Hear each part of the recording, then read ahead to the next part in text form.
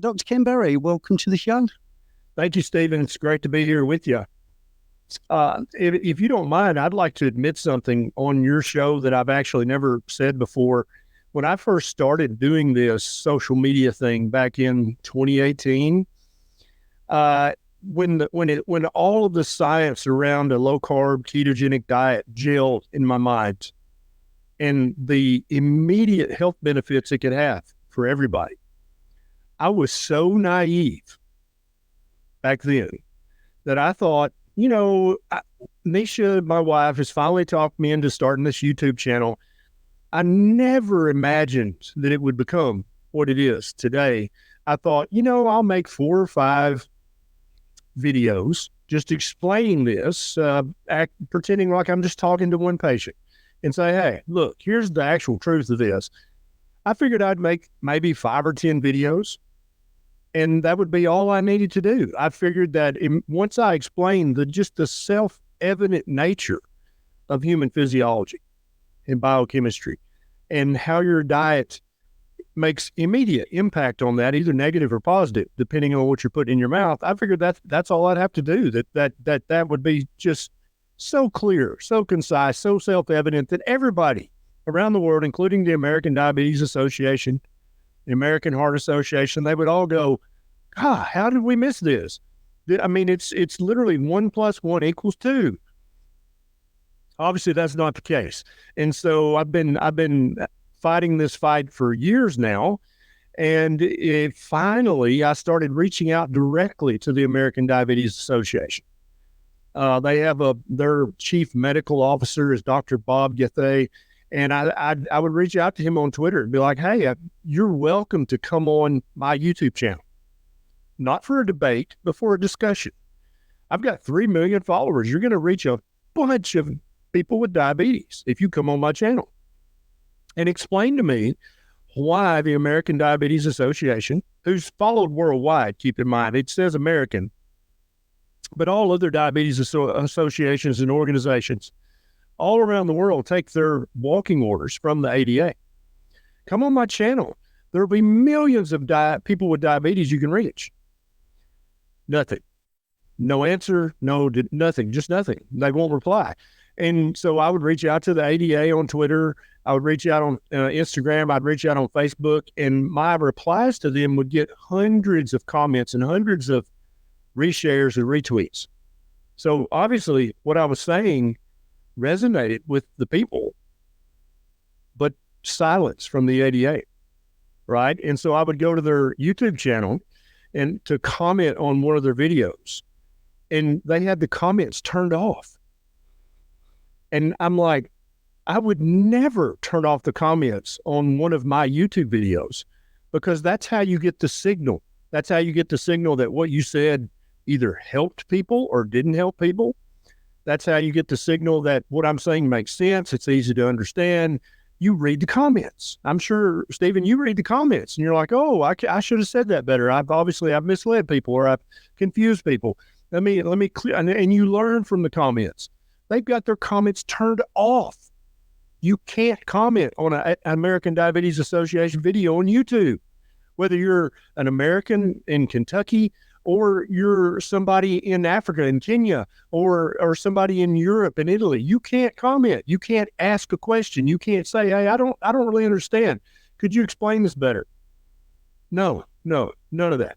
That's off limits. So evidently they're so high in their ivory tower that they don't feel like they need to hear the voice of the common man and woman, the common person. They don't care what you have to say, evidently. And so I was talking to some of my friends in the low-carb, keto, carnivore sphere, MDs, DOs, PhDs, and I was like, we should start a diabetes society that actually, on our website, we would actually give recipes that when you prepare that recipe and eat it, it actually keeps your blood sugar down. It doesn't make your blood sugar go up. We should provide information for not only patients, but healthcare providers that actually helps people with type 2 diabetes reverse their diabetes and keep it reversed for the rest of their life. And to give information for people with type 1 or insulin-dependent diabetes, give them information that will help them achieve a normal A1C all other blood markers in the normal healthy range, and use 80% less insulin. And they all immediately, they're like, first of all, they're very excited, like, yes, I love that idea. Let's do it. And then then they consider the Goliath that the ADA is, and they're like, yeah, but that's going to be a hard fight. And I'm like, yeah, I know. It's going to be fun. And so immediately they were all on board. And so now on our board of directors, we have Dr. Ariella Glantz, who's in Israel, who's an endocrinologist. We have Dr. Tony Hampton, who's a board-certified family doctor in Chicago, Illinois, in the U.S. We have Professor Ben Bickman, who's a PhD researcher in human metabolism, focusing on glucose, glucagon, insulin, fat storage. We have Dr. Eric Westman, who has published many studies on a low-carb ketogenic diet, who still practices to this day in North Carolina. And we have two registered dietitians, Michelle Hearn and Temple Stewart, who are going to help us with the recipes. And so we have filed the papers for incorporating this in the United States. We're working on getting a website up and running. We started a GoFundMe, and I just checked this morning, and in just a few weeks, we've raised $100,000. Now, you tell me, Stephen, does that sound like this is something that people are interested in? This is people giving $5, $10, $15, $20. We've raised $100,000. Yeah. I mean, that says it all. And, I just want to pick up on a couple of things you said before I forget. When the comments are turned off, that's a red flag straight away. Right. Absolute red flag. It's so obvious as well.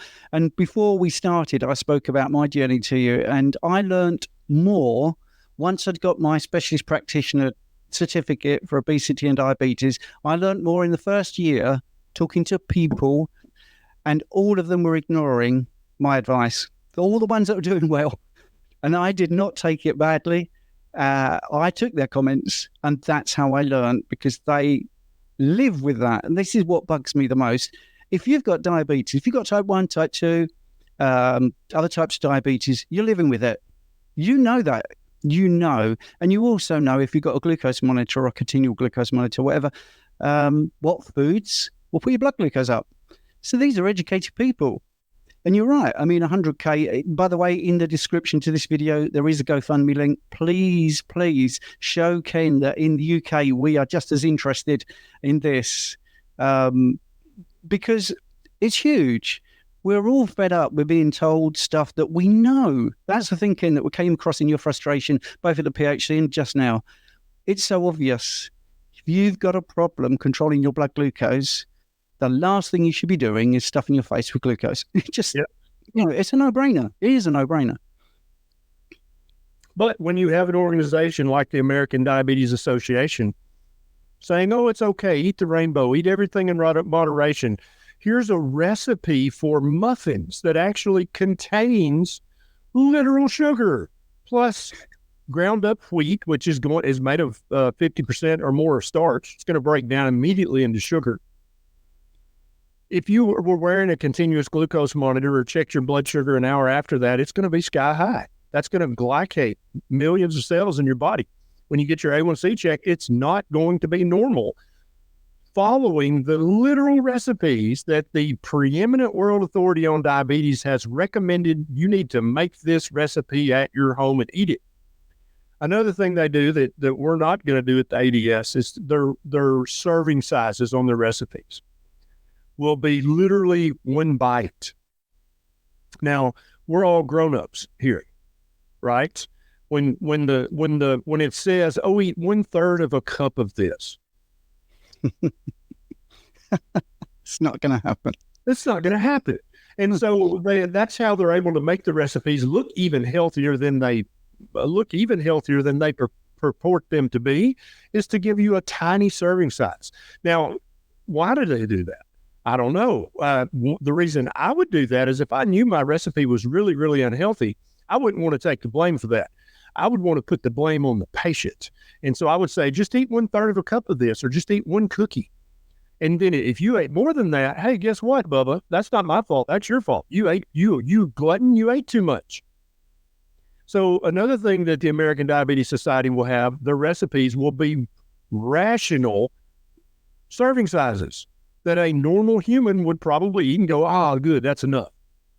That makes sense, right? Just let's be common sense about this. If you eat too much glucose in the form of whether it's sugar or whether it's grains or whether it's the sugar and other things, that's going to spike your blood sugar. That glycates your cells, and A1C measures that glucose glycation. Let's stop doing that. That seems self-evident, but it evidently isn't. Now, many people in the UK may not know that the American Diabetes Association has a $100 million annual budget every year. They move around $100 million. They get millions of dollars in donations from big food manufacturers. They get millions of dollars in donations from the insulin manufacturers. And so people might be surprised to know that the majority of people with diabetes who inject insulin are not type 1 diabetics.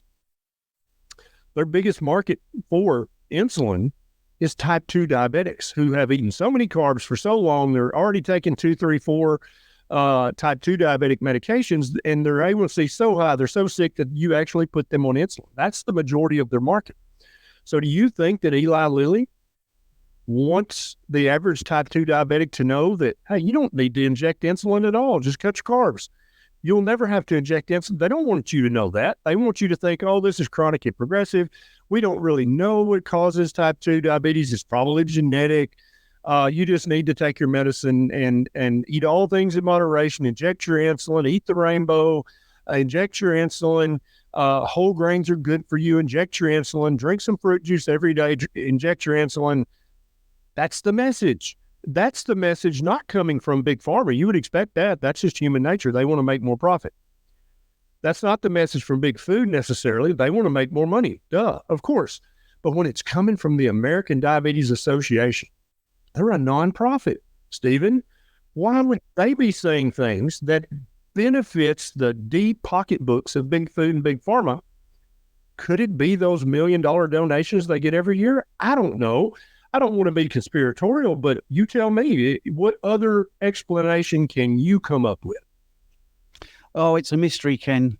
It really is. This $100 million. I don't know if that sounds like inducement or not, but one of the things I found very interesting about your speech is your alternative, where you were talking about full transparency. And what you just said, this is one of my bugbears of many when we talk about diabetes, is who's funding studies, who's saying what, who says this is high. When I started getting glucose monitors into patients' hands, I can remember, I've been around the block, I'm 60 now, I've been doing this a long time, over a decade. They didn't want the patients to have glucose monitors when I was doing my training. They did not want that. And that's a bit suspicious in my book. In fact, just to give people my story in case they're wondering, what's this guy? Why is he so interested in diabetes? I literally should have been the poster boy for the food guidelines, because I don't smoke, I don't drink. I was very active. I was an advanced personal trainer, even trained somebody in the Olympics. So my activity was there. I didn't have to move more. And I was eating everything that allegedly I should. I avoided red meat, saturated fat. I was eating fruit, veg, oatmeal, as the Americans call it. I was having porridge, skim milk, and I got into my 40s and I just got fatter. I got pre-diabetic. I mean, that's partly why I did my phlebotomy course and become qualified in that, because I wanted to know. I'm all for information. And the more I learnt, two things, actually. The more I realized I didn't know, like you say, and then I realized I was so naive, I absolutely fell for it. But I always remember that when people come to me and they just can't believe it, because it's very convincing. All of this stuff is very convincing. You still get doctors saying eat carbs. You still get it. And this is why I'm looping back to transparency, because I've now realized that some of those doctors that are saying these things and some of these dietitians have paid to say those things. Absolutely. And that's one thing from day one, the American Diabetes Society will be completely transparent. You'll be able to see every single donation that comes in, how much it was, who it was from. And actually in our articles of incorporation, it's actually in the articles that we will never take 1 penny from any big food manufacturer. We will never take 1 penny from any big pharma manufacturer. If they send us a check, we know there's going to be strings attached to that check. We'll turn it around and send it. We'll void it and send it back. We're not going to ever take a penny from them. We're going to take donations from real people. We'll take donations from people who make real food. We'll take donations from people who are actually helping people with diabetes. From corporations, we'll take money if they're helping people with diabetes live a healthier life, reverse type 2, get A1C down to normal in type 1. If you're helping with that, we're happy to take your money and partner with you as a nonprofit. But everybody from day one will be able to go to the ADS website and say, oh, let's see who they're getting money from. Currently the ADA, even though it's a nonprofit, they make it very opaque. They'll say, well, this person's a platinum member, this person's a gold member, or this corporation, I should say. And they've given between, and so to be a platinum member, you have to give between this much and this much. But they don't just come right out and say, hey, we got 1.2 million from the Eli Lilly, the biggest manufacturer of insulin in the world. They just don't. Why wouldn't you come out and just say that? You brought up an excellent point. Every doctor that I know who is an advocate of a low-carb diet, ketogenic diet, carnivore diet, are huge fans of continuous glucose monitors. We want you to have one. We want you to know what your blood sugar is from minute to minute and be able to make your own informed decisions from that. Without exception, all of the objections, because there are objections to continuous glucose monitors out there. Their doctors are like, no, people don't need this. This will confuse people. People will be afraid of blood sugar excursions. That's what they say. It's like, yeah, they should be, right? But they're saying, oh, this is not going to help people with diabetes. This is going to confuse them. This is going to frustrate them. They'll start excluding entire food groups if you give everybody a CGM. Is that not a form of transparency? I think it is. I think that every person with diabetes should have a right to a continuous glucose monitor. They need that information. That's how you learn how your own physiology reacts to the foods you eat and the foods you avoid. Why would you not want that to be in the hands of every single person on planet Earth with diabetes? Why? Why would you not? It's interesting, and it's predominantly plant-based, vegan-based doctors, cardiologists, others. That's who poo-poos CGMs. Oh, that's a bunch of foolishness. You don't need that. Yeah, and that might be because plant-based is carbohydrate-based. And yeah, that would be my assumption. But I mean, I don't want to jump to conclusions. No, I was just joining the dots in my head as you said it. I mean, it's interesting because imagine eating a Snickers bar and then eating a banana the next day at the same time and seeing the same response. My word. Yeah, or that big bowl of porridge. And what's your blood sugar? And I've got a vegan nutritionist who's wanting to debate or discuss oatmeal because of my oatmeal post. It's like, guys, if you're pre-diabetic, diabetic, do not eat oatmeal. Do not. And he's like, well, the science shows. I'm like, oh, the science that was paid for by Quaker Oats? Is that the science you're referencing? Huh. Yeah, and so I'm going to do that. But yeah, that's because so many of these foods are deified almost. It's like they've been, they've been given sainthood. Oh, you can't talk bad about bananas or grapes or oatmeal or porridge. What's wrong with you? You can't say anything bad about them. Well, wear your CGM, eat that big bowl of porridge, see what happens. And you'll never make that mistake again. If you truly care about your health, you'll be like, oh, hell, I had no idea. I thought this was good for me. I can't eat this. I'm going to go back to bacon and eggs. Yeah, and this is my experience. And when I first started YouTube, I mean, I'm way behind you with numbers and stuff like that. But I want to thank viewers, by the way. I've got to 25,000 subs, so that's good, and 1.5 million views. So here in the UK, the message is getting across. But some of my early videos were just saying what you just said. Hey, don't believe me. I'm just some guy on the internet. Eat the food, do your glucose monitor, and then put in the comment what you thought. And I've actually been banned off Facebook and Instagram for those very inoffensive remarks. Absolutely. I even did a joint tweet, or a tweet that got picked up by Zoe Harcum, and I had to leave Twitter because I was flamed for saying this sacrilege. So you basically got one school of doctors who believe the plant-based diet is best for you saying, trust me, oatmeal is good for you. And you've got everybody on the low-carb keto carnivore space saying, don't trust me. Wear your continuous glucose monitor and eat the oatmeal, eat the porridge and see what happens. Don't trust me. Never trust me. Verify. Why don't the plant-based doctors want you to verify with the food that they say, trust me, just eat this, it's good for you? Why don't they want you to verify that? I don't know.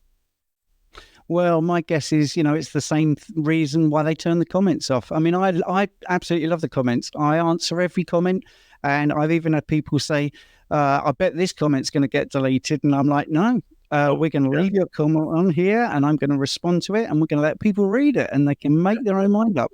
And that's the nub of this, I think. And I lucky I'm not wearing my blood pressure monitor, because I think you'll go through the roof talking about this. But in the end, if you can't have a debate about something, if your point of view cannot be discussed, cannot be questioned, then you're on very shaky ground. If I put a video out and I turned comments off, I would be saying, I'm not sure about this. I don't think I can argue my corner.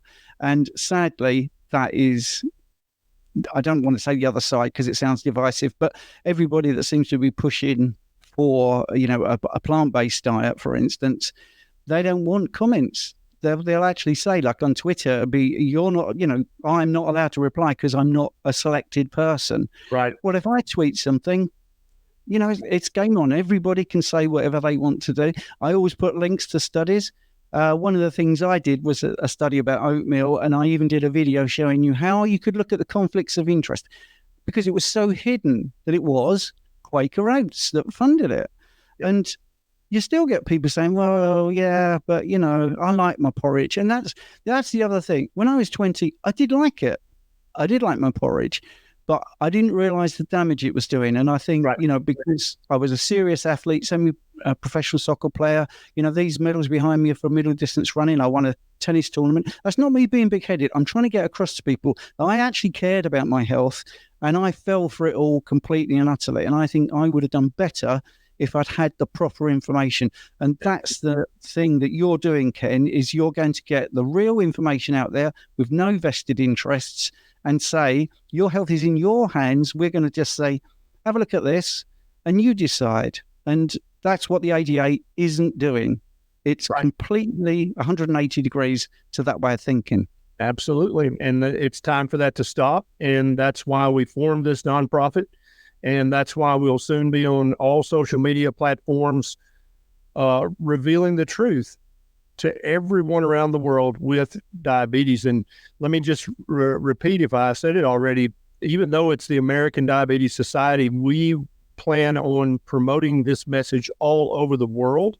Every position paper, everything that we do is going to be translated into multiple languages as soon as we can afford that. And that's why we're raising funds. And so we have to have somebody to do that. But there's no reason, if English is not your native language, why should that information be withheld from you? I don't think it should be. I think everybody deserves to have access to this information. And that's just another layer of transparency is, oh, you're not an English speaker. Well, tough. I don't know what to tell you. I guess, but figure it out. No.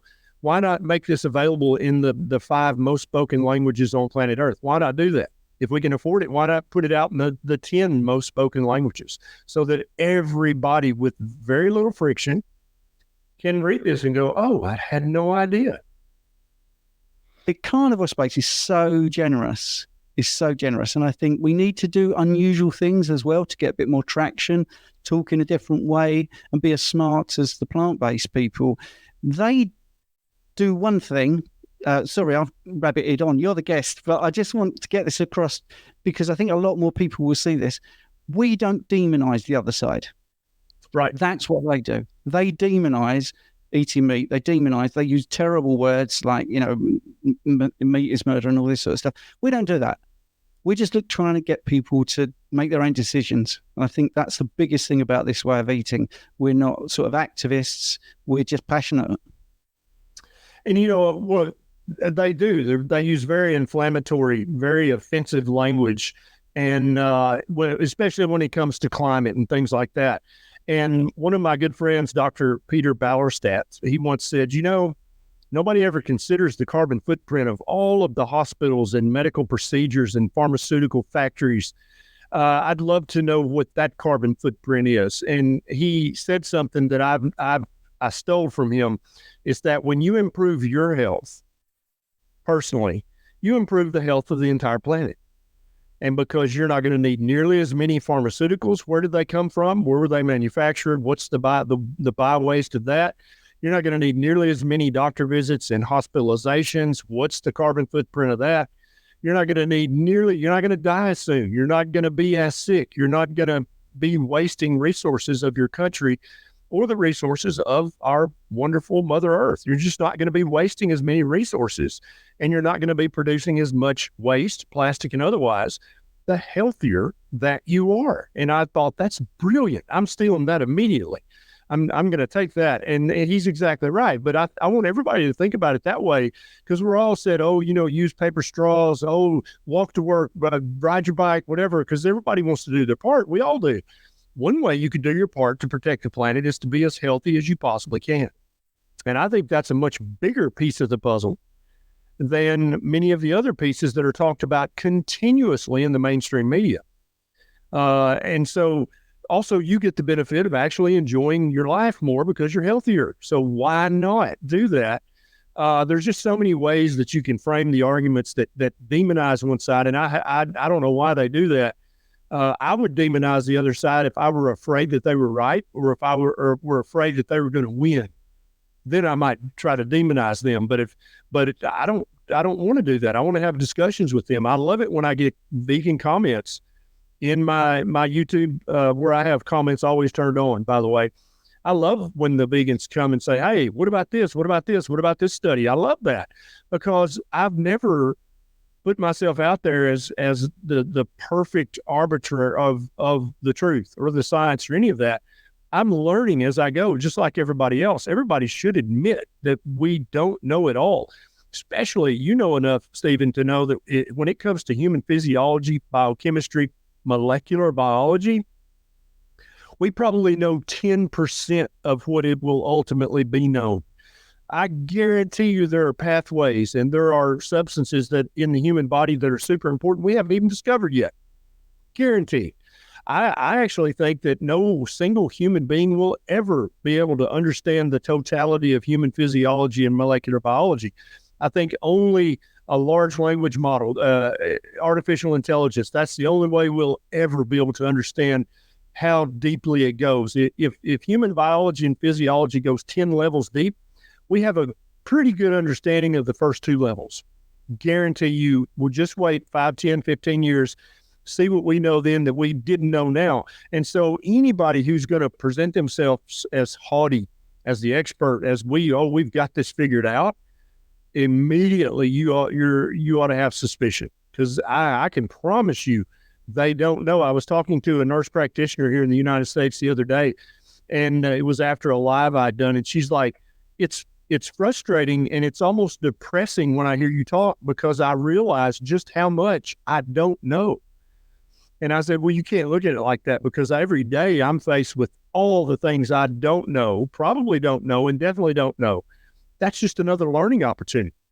That's all that is. You got to look at it with the right frame of mind. But I told her, your patients are safe, because you're never going to go in as that haughty, arrogant know-it-all and be like, oh, it's my way or the highway. You're never going to do that, because in the back of your mind, you're always going to know there's many, many things I don't know about this. And that's true. And that every doctor should have that mentality, but unfortunately they do not. Yeah. And I think that's one of the things. Oh, by the way, if I got to know 10%, I'd be very happy. I don't think I'm anywhere near 10%, you know. I try to always throw little bits of information in, and yesterday we did a live stream and I was talking about why your T3 is lower on this way of eating, and the amount of comments I got, I've never heard that before. So I always try to make it sort of bite-sized, really easy to understand, and in the context that makes common sense. I mean, I'm a big fan of common sense. I just want to go back to, the other side, the dark side, and how they are very clever. I saw something on Instagram the other day, and I would say a lot of these people are well-meaning. I don't think it's nefarious. I think they genuinely think this. And there was a guy on there saying, look at this slice of bread. It's only 2 teaspoons of sugar. What's the big deal? And he was waving this bit of bread. Now, of course, you don't have a sandwich with one slice of bread, and there's no context there. And if I had the time, I would then do my video of 1 teaspoon of sugar, 5 liters of blood, and say, right, here's the context. You see, I'm not one of these sort of, put this up and tell them they're wrong. But that's the context that people miss. And it's really clever because it does make it, it's just 2 teaspoons. And if you don't have a context there, you think, well, that's not much sugar. But then if you have someone saying, well, you've got 5 liters of blood, and actually you only need 1 teaspoon. So now we've already doubled that. And if we have another slice of bread, it's 4 times the amount. And then nobody has 2 slices of bread. You always have some jam in it. So that's another 3. Before you know it, you've got 9 to 10 times the amount of sugar. And that's the context. And I think that's the sort of thing I wish I had a team of people that could help me with all my ideas, because they're very clever with their advertising. And I think that's one of the things I like about you. In this short video, I'm going to give you 10 things. And I think that's why you ended up being so popular, because they're like 10 minutes. There's lots of information. Yeah, you use the clickbait, and I'll give you an extra bonus one at the end. But that's what you need. You need people to watch all of these things and be really interested. And I love the fact you put all the references in the description. And this is it. This is something I learned from you, actually, because when I started, I thought, no one's going to read the references. But actually, it's not about that. It's about the choice. Yes. If you want to look at it, you can click on it. And I think just doing that makes people realize, oh, wow, they're really confident because I can go and check this out. And I think that's, one of the things that... Well, isn't that just another layer of transparency? It's like, so many YouTube health influencers, nutrition influencers will just say something on a video, and you're like, well, okay, I guess I either blindly believe that or I don't. But why not put the references? Where did you get this information, so that the people who are interested can go and look it up? And I'm a huge fan of personal liberty. If somebody is a grown adult and they're like, I hear you, but I don't care. I'm going to eat the porridge and I'm going to put some jam on top of it. That's what I'm going to do. Great. Go do it. Have fun. But I want people to have the opportunity to know. If you choose to know, here's the information. If you don't want to do it, that's fine. I don't want to enforce anything on anybody, unlike the other side in many cases. I just want you to have the information and have the knowledge to make an informed choice, an informed decision, and then you're grown.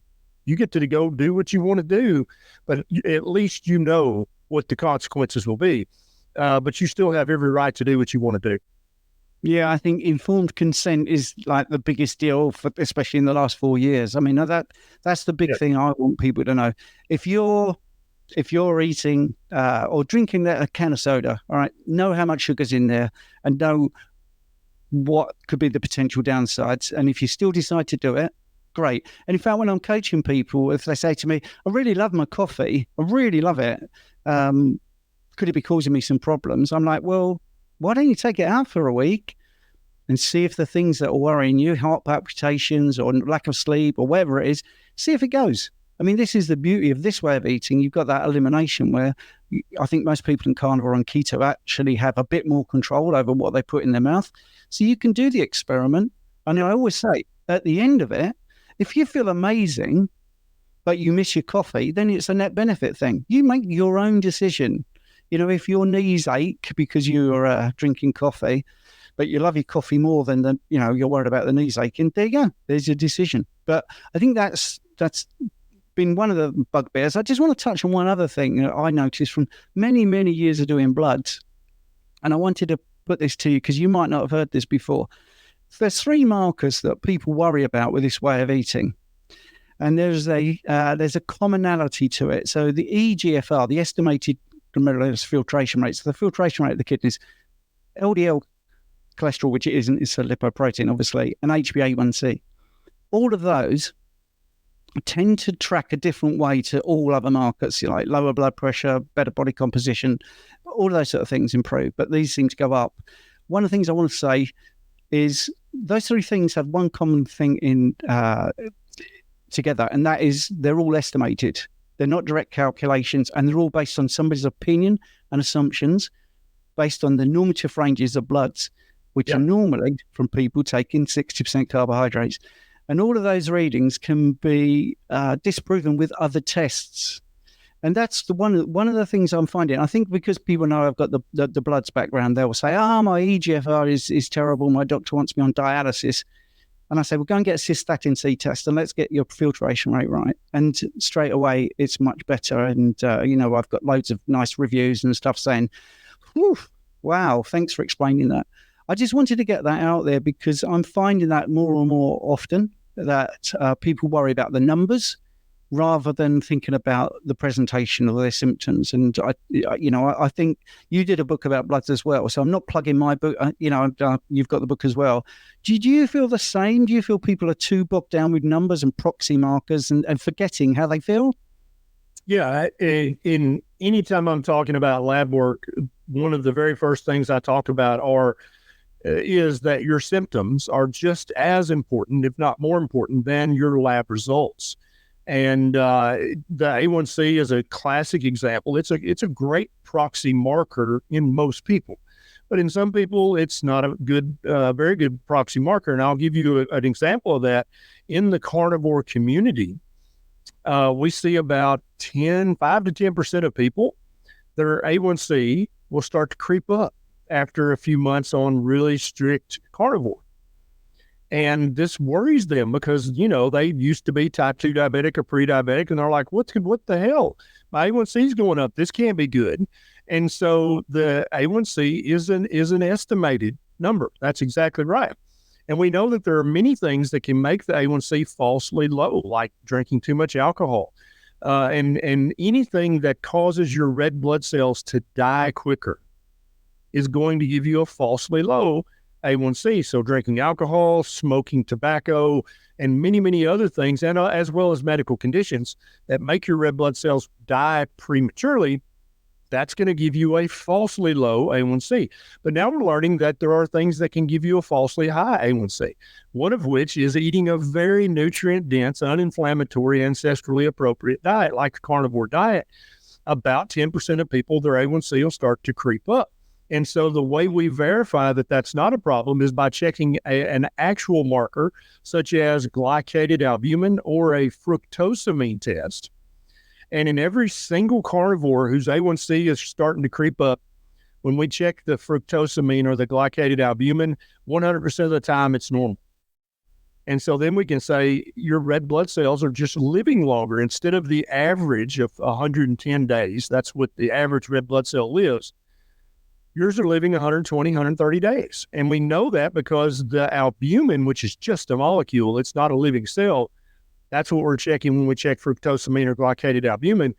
It's not getting glycated in a pathological way. And so, some people love the data. They love the numbers. They love the black and white. They love the spreadsheet. I check labs, definitely, but that's not the end all be all. You've got to know the complete situation of the patient, including their symptoms, or you're not getting a complete picture. Yeah, and I think I just want to add something, because when I was trained, I was told about hemolytic anemia, and I was told to ignore the HbA1c because it's going to be artificially low because the red blood cells die. And this is maybe 4 or 5 years ago, I started to talk about this. And I went down that rabbit hole. Well, if that's the case, then if it's artificially high. And I was having people that were saying, look, my continual glucose monitor is showing that I'm pretty great. So when it comes to my glucose management, my fasted insulin is great and C-peptides are really great. Oh, I don't understand this. I'm not eating carbs. And I say, oh, yeah, I trust you. You can also do what's called a reticulocyte count, which looks at the production or the immature red blood cells coming from the bone marrow. And we can actually prove the red blood cells are lasting longer. Yes. And it's just nailed on. So, this is the thing I wanted to sort of finish with is there is a wider picture to all this, but actually in the end, it's all explainable.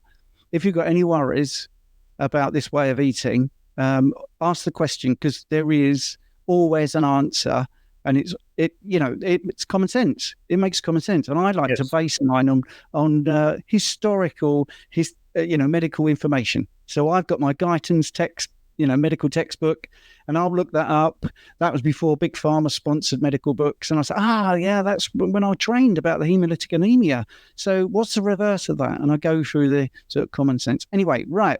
We got you on to talk about your diabetes, American Diabetes Society. So we're sort of wrapping up now. So how do you want to wrap this up, Ken? So if anybody can give 5, 10, 20 pounds to the American Diabetes Society, you said you're going to post the GoFundMe link. And like I said earlier, this is going to be a global organization, even though the word American's in the name. We're going to publish all of the information in multiple languages. There's going to be complete transparency from top to bottom. Currently, all the board members are working for zero money. We're doing all this for free, and I, for one, will always do it for free. I'm sure the other board members probably agree. But at some point, we will hire employees to run social media, to kind of collate and publish to the website, to get the recipes up and going, to do all those kind of secretarial things. But always you'll be able to check, how much are they paying that person? How much are they paying that person? Where are they getting their money from? Have they taken any money from Big Pharma? Have they taken money from Big Food? Have they taken money from the World Health Organization? Have they taken money from the World Economic Forum? You'll always be able to look and see either yes or no. And I think that deep, complete transparency is going to give people a level of trust in the American Diabetes Society that increasingly people are pulling away that level of trust from the American Diabetes Association and other associations and organizations who behave like them. People are pulling away because, like you hinted at earlier, most of us got severely burned over the last few years, blindly trusting anybody. And I think all of our eyes are open now, at least a little bit. We're not going to blindly trust anybody. And as Stephen and I both said, don't blindly trust us. We do not want you to do that, unlike others. And so I'm a 100% a proponent of give as much information as you can, give it as cheaply as you can, free if you can, have complete transparency, accept comments from everybody, have discussions with everybody, because what we're all doing here in the end is we're trying to rediscover a proper human diet. That's what we're trying to do, right? And we're the only species who has to have this discussion, because every other species of animal on the planet knows exactly what they should eat and what they should avoid. They know exactly how much to eat, when to stop eating. They know all that. They don't have to have discussions about that. But for some reason, humans have to discuss these things. And so I think the more open that discussion can be, the more inclusive it can be, the more complete and transparent it can be, the quicker we can arrive at what is a proper human diet and how should we eat and when should we eat and when should we stop eating. We'll get those answers. And then I can go back to just doing what I used to do before I thought back in 2018, hey, if I make a few videos, I'll explain this to everybody and it'll all be settled. Yes, it's so frustratingly common sense, isn't it? But you're right. We're fighting the good fight, Ken. And to everybody watching, please do use the link in the description and pay what you can. I'm not a rich person. It's just me on my own. But every single penny will count, I promise you. So thanks ever so much for listening. And Dr. Ken Berry, thanks for being the guest. It's been great. Thank you, Stephen. It's a pleasure.